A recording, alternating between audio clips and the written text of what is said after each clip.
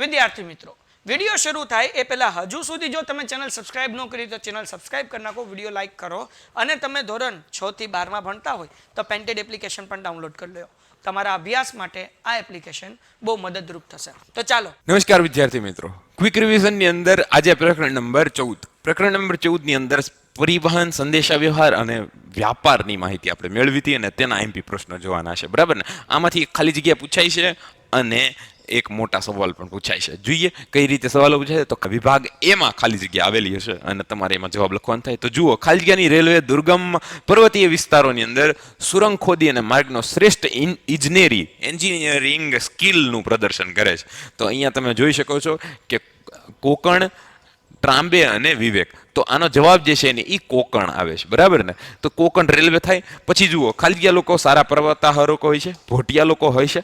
એ જ રીતે ખાલિયા નંબરનો રાષ્ટ્રીય ધોરી માર્ગ સૌથી લાંબો માર્ગ છે. તો એ 44 ક્યાંથી? તો કે ભાઈ કાશ્મીરથી, જમ્મુ કાશ્મીરની અંદર શ્રીનગરથી કન્યાકુમારી સુધીનો. તો અહીંયા લખી નાખવાનું આખું મીચીન 44 નંબર. બરાબર ને? તો એ સવાલ થયો. તો આવી રીતે તમને ખાલી જગ્યાઓ પૂછશે, તમારે યાદ રાખવાની છે. પેન્ટેડ એપ્લિકેશન જો હજી સુધી ડાઉનલોડ ના કરી હોય તો ડાઉનલોડ કરો, જ્યાં તમને મળશે લાઈવ લેક્ચર્સની સુવિધા, ટેસ્ટ સિરીઝ અને ઘણું બધું.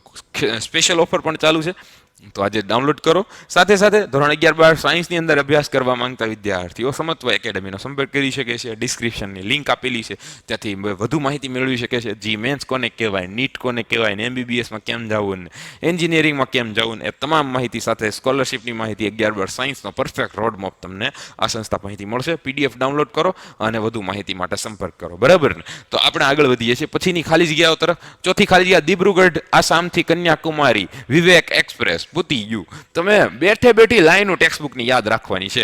ખાલી જગ્યા આમ જોવો ને તો તમને ખબર પડી જાય કે મારે કયો શબ્દ ગોતવાનો છે. ખાલી 3 તો આપેલા જ છે, તમારે વાંચન એવું રાખવાનું છે. બરાબર ને? 5માની અંદર ગુજરાતમાં ખાલી 12 માસ ખુલતું બંદર છે ભાઈ. તો કયું? તો પોરબંદર.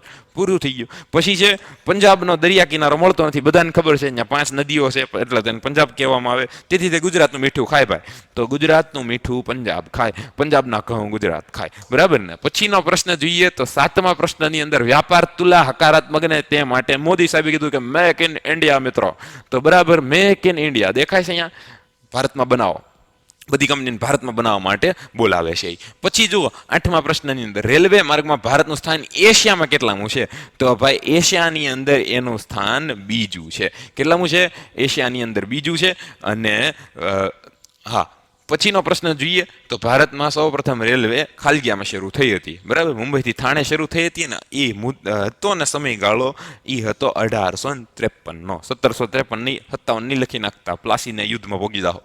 બરાબર? પછી છે 10મો પ્રશ્ન, ખાલગીયાની શોધ પછી માનવી સ્થાયી જીવન જીવવા લાગ્યો. તો ખેતીની શોધ થઈને ભાઈ, પછી શહેરોનું નિર્માણ થયું, પછી છે ને શિકારી મનુષ્યોમાંથી ખેતીદાર, ખેડૂત, જમીનદાર માણસ બની ગયો. તો અહીંયા સાચો જવાબ ખેતી આવશે. તો આવી રીતે તમે લખી શકો. પરિવહન ખાલીયામાં સૌથી વધુ ઝડપીને ખર્ચાળ હોય છે ભાઈ. રોપવેમાં બેહો તો ખર્ચાળ થાય, જળમાર્ગ સ્ટીમરમાં જાવ તો ખર્ચાળ થાય, કે પછી હવાઈ માર્ગમાં. એ ભાઈ આના ભાવ જોયા હોય ને તો તમને ખબર પડે. તો અહીંયા સાચો જવાબ શું આવે ભાઈ? હવાઈ આવે. હવાઈ માર્ગ જે છે એ સૌથી વધારે ખર્ચાળ ને સૌથી વધારે ઝડપી અંગ્રેજ આમ પગાડી દે. બરાબર ને? પછી જુઓ 12મો સવાલ. 12મો સવાલ, ભારતમાં આશરે કેટલા રજ્જુ માર્ગ આવેલા છે? તો કેટલા? સેન્ચુરી મારવાની છે રોહિત શર્માની જેમ. બરાબર ને? પછીનો સવાલ જોઈએ તો એક્સપ્રેસ હાઈવે ને ખાલગીયા માર્ગ કહેવાય છે. દ્રુત ગતિ માર્ગ આપેલું જ છે ભાઈ. હું કે ચેપ્ટર શરૂ થાય ને બીજા જ પેજ ઉપર આપેલું છે, ત્યાં લખેલું છે દ્રુત ગતિ માર્ગ, જેને એક્સપ્રેસ હાઈવે કહેવામાં આવે છે. ચાલો આગળ વધીએ. આની અંદરથી ભાઈ તમને પછી જે સવાલો આવવાના છે એ વિભાગ એમાં જ આવવાના છે. બરાબર? બોર્ડે જે નવી બ્લુ પ્રિન્ટ આપીને એમાં તમને 4 પ્રશ્નો 21, 22, 23 ને 24, એ 4 પ્રશ્નોની અંદર એમ કીધું હતું કે 1-2 શબ્દોમાં ઉત્તર આપો. તો આ પ્રકરણને એમાં નાખી દીધું છે. બરાબર? તો આમાંથી તમારે 2-2 સવાલો લખવાના થશે. 2 દેશો વચ્ચે ચાલતા વેપારને શું કહેવાય? આંતરરાષ્ટ્રીય વ્યાપાર. તો તમારે એ શબ્દ યાદ રાખવાનો. સૌથી મોટું રેલવે સ્ટેશન અમદાવાદ. બરાબર? પછી છે પ્રિન્ટેડની માહિતી મેં તમને આપી દીધી. તો પ્લે સ્ટોર ઉપરથી ડાઉનલોડ કરો, ખાસ ઓફર ચાલુ છે, જલ્દી ડાઉનલોડ કરજો. પછી છે સમત્વ અને જી મેન્સ અને નીટની તૈયારી કરીને એમ શું કે 11-12 સાયન્સની અંદર આગળ વધવા માટેનો પ્રોગ્રામ મેં આખો સમજાવી દીધો. તમારે ખાલી ડિસ્ક્રિપ્શનની લિંક ઉપરથી કોપી કરવાની છે. એ થઈ ગયું. જુઓ રાષ્ટ્રીય ધોરી માર્ગ 44 ક્યાંથી પસાર થાય છે? હમણાં તો કીધું ભાઈ, શ્રીનગરથી ક્યાં જાય છે? કન્યાકુમારી. તો આમ તમારે લખવાનું થાય, બરાબર. વિવેક એક્સપ્રેસ હમણાં જોયું આપણે, દિબ્રુગઢથી કન્યાકુમારી. તો બસ આવી રીતે તમારે 2 શબ્દો લખવાના થાય. પછી છે સરહદી માર્ગ સંસ્થાન સરહદી વિસ્તારોના રસ્તા બનાવે. કઈ હંસ, તો આની અંદર કયું આવે? પરમહંસ નો આવે, પવનહંસ આવે. યાદ રાખજો, પવનહંસ, બરાબર. આમાં સરહદી માર્ગ સંસ્થાન, બરાબર. આવી રીતે તમારે યાદ રાખવાનું થાય. કઈ યોજના દિલ્હી, મુંબઈ, ચેન્નાઈ અને કોલકાતાને જોડે છે? સ્વર્ણિમ ચતુર્ભુજ યોજના. હકારાત્મક યોજના શું બનાવવા માટે? વ્યાપાર તુલા. શું આવશે આમાં? વ્યાપાર. આની અંદર સ્વર્ણિમ ચતુર્ભુજ યોજના. લ્યો, પૂરું. તમારા સવાલો આવી રીતે ડફ પૂરા થઈ જાય. ઇન્ટરનેટ આનો સાચો જવાબ છે. મને તો આમ ખાલી આમ જોવો ને ત્યાં ખબર પડે, ઇન્ટરનેટ.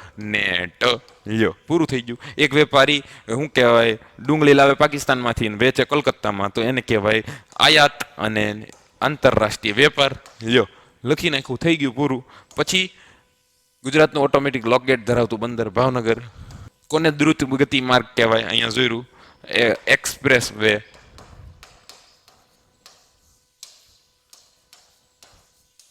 એક્સપ્રેસ વે ને દ્રુત ગતિ માર્ગ કહેવાય. પછી 2 દેશો વચ્ચે ચાલતો વેપાર, હમણાં લખ્યું આંતરરાષ્ટ્રીય વેપાર. દિબ્રુગઢથી કન્યાકુમારી, સૌથી લાંબો શું કે? વિવેક એક્સપ્રેસ. દેશનું સૌથી મોટું રાષ્ટ્રીયકૃત સંસ્થાન રેલવે. આ સવાલ છે, આ સવાલ ગમે એને ભાઈ શું કહેવાય, ટલ્લે ચડાવી દે, બરાબર ને. આવી રીતે તમે લખી શકો, બરાબર ને. રોપવે ક્યાં ક્યાં આવેલો છે લખી નાખો. જુનાગઢની અંદર આવેલો છે, પાવાગઢની અંદર આવેલો છે, અંબાજીની અંદર આવેલો છે, બરાબર. જૂના પાવા અને અંબા, જો ને સૂત્ર બનાવ્યું હતું આપણે, બરાબર. ભારતની અંદર સૌથી લાંબો રાષ્ટ્રીય ધોરીમાર્ગ કયો છે? 44 નંબરનો. પતી ગઈ વાત. હમણાં આ બધું જોયું. ભોટિયા લોકો ભાઈ, ભોટિયા લોકો સામાન ઉચકવાનું કામ કરે. એ થયું. પેન્ટેડની માહિતી મેં તમને આપી જ છે. પ્લે સ્ટોર ઉપરથી જાઓ, ખાસ ઓફર માટે આજે જ ડાઉનલોડ કરો પેન્ટેડ એપ્લિકેશન. ડિસ્ક્રિપ્શનની લિંકમાંથી સમત્વની માહિતી મેળવો. હમણાં આગળ મેં માહિતી આખી આપી જ દીધી છે, બરાબર ને. જુઓ, વ્યાપાર તુલા હકારાત્મક બને એ માટે હમણાં આપણે ખાલી જગ્યામાં જોયું હતું, મેક ઇન ઇન્ડિયા. તમારે બસ એટલું લખવાનું છે, બરાબર ને. રાષ્ટ્રીય ધોરીમાર્ગ નિર્માણની જવાબદારી કોની છે? તો કેન્દ્ર સરકારની. કેન્દ્ર સરકાર. સામૂહિક સંચાર માધ્યમોમાં કોનો સમાવેશ થાય? એમાં છાપા હોય તો એને મુદ્રિત અને ઇલેક્ટ્રોનિક મીડિયાનો સમાવેશ થાય છે. લ્યો, વાત થઈ ગઈ પૂરી. પછી શું છે? ભારતનો સૌથી લાંબો રેલવે માર્ગ, હમણાં વાત તો કરી, દિબ્રુગઢથી કન્યાકુમારી, વિવેક એક્સપ્રેસ. પછી સરહદી માર્ગ સંસ્થાનની સ્થાપના ક્યારે થઈ હતી? ગુજરાતની હારોહાર 1960માં.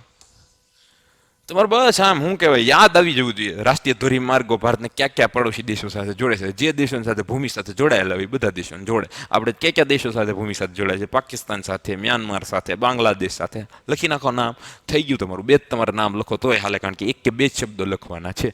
તો આવી રીતે તમે સવાલોના જવાબ લખી શકો. સ્વર્ણ ચતુર્ભુજ યોજના હમણાં વાત ન કરીએ આપણે, એની અંદર અમદાવાદ આવે, દિલ્હી આવે, મુંબઈ આવે, કલકત્તા આવે. તો એ રીતે તમારે લખવાનું થાય. ક્યાં ક્યાં નંબરના આવેલા છે? તો એની અંદર તમે 48, 47, 141 આ બધાના નામ લખી નાખો. તો આવી રીતે તમે જવાબ લખી શકો છો. પછી સૌપ્રથમ રેલવેની શરૂઆત હમણાં ન કીધું મેં, 1757 નહીં લખતા, 1853 લખજો, બરાબર. તો એમ યાદ રાખી શકો, પ્રથમ સ્વતંત્રતા સંગ્રામ છતો ને એની 4 વર્ષ પહેલા થઈ હતી, 1953માં. ઓલા 1853માં, જો 1953 નહીં. મુંબઈથી થાણે હમણાં આપણે ભણ્યા. ભારતમાં કેટલા પ્રકારના રેલ માર્ગ આવેલા છે? 3, બરાબર. નેરો ગેજ, મીટર ગેજ અને એક બીજું આવે. તો એ લખી શકો તમે. કયું આવે? નેરો ગેજ આવે, મીટર ગેજ આવે અને બીજું કયું આવે? એક મિક્સ આવે, જેની અંદર પાટાની ઓલી માહિતી આપવાની હોય. ચાલો, તો આવી રીતે તમે જવાબ લખી શકો છો. તો તમે જોયું કઈ રીતે આસાન ચેપ્ટર છે આ ચેપ્ટરની અંદર 3 માર્ક્સનું ચેપ્ટર છે અને 3 માર્ક રોકડિયા છે. ઓકે, તો આટલા સવાલો હતા અને આપણે મળીશું હવે નવા વિડીયોમાં. Painted Painless Learning.